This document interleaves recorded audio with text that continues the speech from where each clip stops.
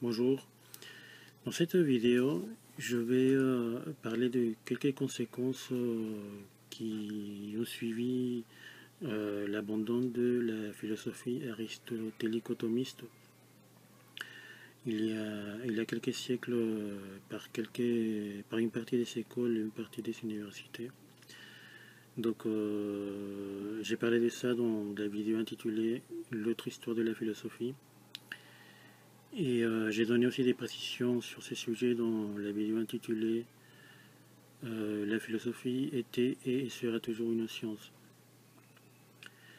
Alors, donc, dans ces vidéos, en fait, j'ai montré que la philosophie aristotélico-thomiste, en fait, se développe depuis 2300 ans en suivant une définition précise qui est la suivante. Donc, la philosophie, c'est la science des premières causes et des premiers principes. Et donc j'ai expliqué que cette science se développe à partir de l'observation de la nature et en utilisant aussi des outils comme la logique. Et donc en fait on s'élève tout à fait rationnellement à partir de l'observation de la nature vers des principes d'ordre métaphysique.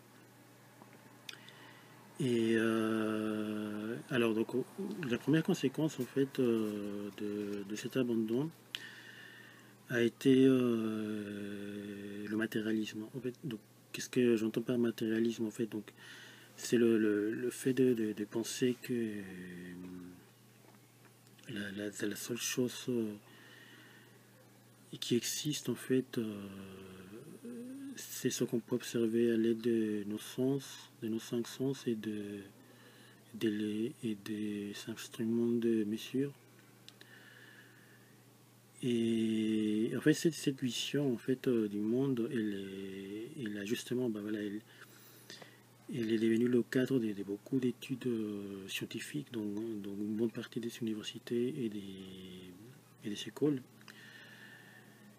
Et parce que bon, dans ce cadre-là, on pense que tout ce qui concerne un être premier ou des choses comme ça relève plutôt de la foi, de la religion.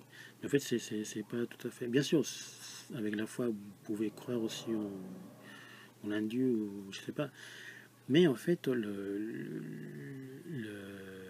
l'étude en fait d'un être premier, ça relève aussi d'une science, enfin d'une pratique tout à fait rationnelle.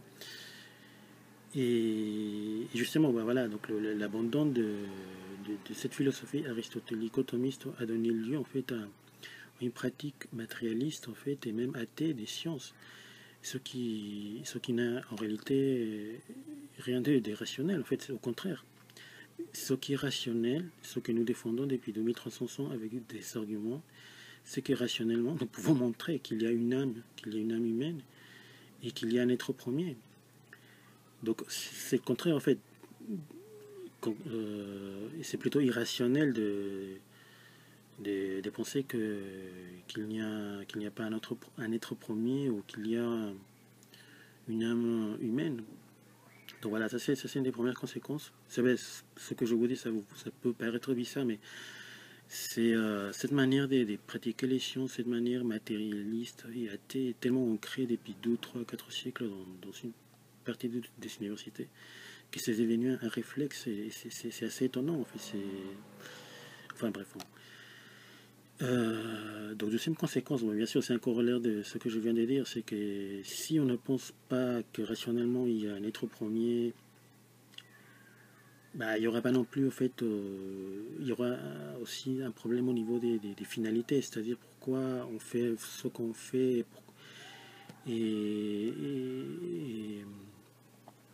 parce que vu qu'il n'y aura pas, en fait, l'être premier, en fait, normalement, il est lié, en fait, à des finalités, en fait, du monde que l'on observe. Donc, s'il n'y a plus d'être premier, donc, qu'il n'y a plus de finalité dans le monde. Et voilà, c'est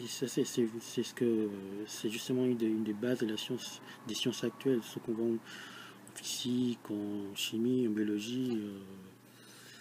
Euh, il n'y a pas vraiment de finalité, tout se fait par hasard, tout est issu du hasard. En fait, Et encore une fois, en fait, tout ça, c'est vraiment, en réalité, c'est pas vraiment rationnel. Enfin, je veux dire, au niveau de cette, je dis pas que toute la science est rationnelle, bien sûr. Je dis que quand il s'agit de répondre à des questions sur des finalités ou pas, c'est là qu'il y a des réponses qui peuvent ne pas être rationnelles. Et voilà, donc en fait, donc voilà, on perd en fait de vue donc cette étude des finalités. Et bien sûr, tout ça aussi c'est lié en fait à une aussi déshumanisation aussi. C'est-à-dire que s'il n'y a pas vraiment d'être premier, s'il n'y a pas d'âme humaine, si tout est matériel, alors bah, l'être humain c'est quoi? Alors c'est aussi, ça devient juste un objet d'étude parmi d'autres en fait. Et bien sûr, on voit aussi quelles ont été les conséquences de cette vision en fait matérialiste et athée des choses en fait pour l'être humain au cours du XXe siècle. Donc vous voyez, enfin, les conséquences sont énormes en fait. Et là, j'en parle juste de quelques-unes en fait. Euh, donc une autre conséquence a été le subjectivisme. Donc c'est un sujet en fait qui est à la base de beaucoup des mouvements et des idéologies actuellement, parce que la philosophie aristotélico-thomiste, donc à la suite toujours des recherches des premiers philosophes grecs, elle part toujours de l'observation de la nature, de l'observation de ce qui se présente à nous tel qu'il est. Enfin, on parle vraiment des choses telles qu'elles sont. Et en fait, l'abandon de cette philosophie a conduit à plutôt se focaliser sur plus sur ce qu'on ressent, sur ce qu'on imagine. Enfin, peut-être, bon, c'est un sujet assez complexe, mais en gros, enfin, j'essaie de simplifier et de dire. Mais bon, en gros, c'est vrai, on peut dire qu'en fait, une bonne partie de la pensée s'est éloignée de l'observation de la nature pour se concentrer davantage sur la subjectivité, sur ce qu'on ressent, sur comment on voit le monde. Et cela a conduit à des idéologies comme justement ce qu'on voit actuellement, c'est-à-dire par exemple tout ce qui est théorie du genre, où, en fait, où justement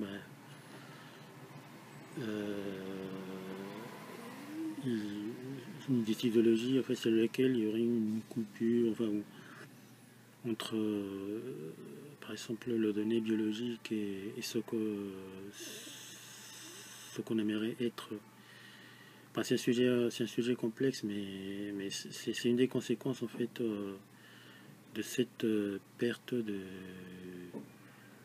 la base de la science, c'est-à-dire l'observation du réel pour bâtir en fait des pour bâtir en fait une connaissance en fait. Donc donc voilà, je vous ai donné quelques conséquences en fait, mais bon, bien sûr, il y en a beaucoup d'autres en fait. Je pourrais en parler en fait dans d'autres vidéos, mais bon, enfin, merci de m'avoir écouté.